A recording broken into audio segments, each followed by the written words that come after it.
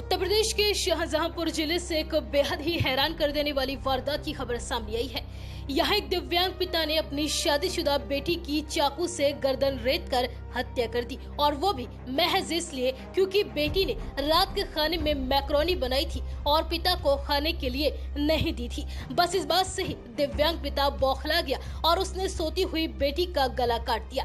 वहीं पति को बचाने के लिए माँ ने भी उसका साथ दिया। माँ ने चाकू को पानी से धोकर अलमारी में छुपा दिया और फिर पुलिस को एक झूठी कहानी सुना दी। बयान बदलता देख पुलिस का माँ बाप पर शक हुआ। पुलिस की सख्ती से माँ टूट गई और उसने अपना जुर्म कबूल कर लिया। दरअसल मामला चौक कोतवाली क्षेत्र का है। यहाँ मोहल्ला भारद्वाजी में रहने वाले संजय गुप्ता के घर 13 जून की रात उनकी 23 साल की शादीशुदा बेटी पूर्ति गुप्ता का खून से लथपथ शव मिला था। वह कुछ दिन पहले ही ससुराल से अपने मायके आई थी। तब मां ने बेटी की हत्या का किसी और पर आरोप लगाते हुए अज्ञात के खिलाफ मामला दर्ज कराया था। पुलिस ने घटना के खुलासे के लिए एसओजी सर्विलांस और कोतवाली पुलिस की टीम को लगाया था। मृतका पूर्ति गुप्ता के माँ बाप ने पुलिस को बताया कि उन्होंने हमलावरों को देखा नहीं था, लेकिन बेड और बरामदे में पड़ा खून देखकर पुलिस का शक किसी करीबी पर जा रहा था। शुक्रवार को शव का अंतिम संस्कार करवाने के बाद पुलिस ने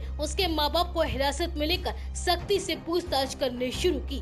पिता तो कुछ बोल नहीं रहा था, लेकिन सख्ती के चलते मां ने अपना जुर्म कबूल कर लिया। मां वंदना ने पुलिस को बताया कि 13 जून को बेटी एक सोने की अंगूठी बेचकर घर का सारा सामान खरीद कर लाई थी। उसके पास कुछ रुपए बच गए थे। पिता ने उससे उधार के 600 रुपए मांग लिए तो बेटी ने और सामान लाने की बात कहकर रुपए देने से पिता को इनकार कर दिया और साथ ही बेटी ने पिता को दिन में धक्का भी दे दिया था। उस समय पिता ने बेटी को चाकू से मारने की कोशिश की, लेकिन बेटे पवन और उसके दोस्त ने बीच बचाव करा दिया। लेकिन पिता बेटी को हाथ से गर्दन काटने का बार बार इशारा कर रहे थे। शाम को बेटा पवन और उसका दोस्त काम करने के लिए हरिद्वार चले गए। रात में बेटी ने खाने के लिए मैक्रोनी बनाई, लेकिन उसने अपने पिता को नहीं दी। इससे पिता का गुस्सा और भड़क गया। मैक्रोनी खाने के बाद में बेटी और नातिन एक बेड पर सो गए। मेरे पति दूसरी चारपाई पर सो गए। रात में पिता ने बेटी पूर्ति के गले पर चाकू से वार कर दिया। उसका खून निकलकर मेरे हाथ और चेहरे पर पड़ने से मेरी आंख खुल गई।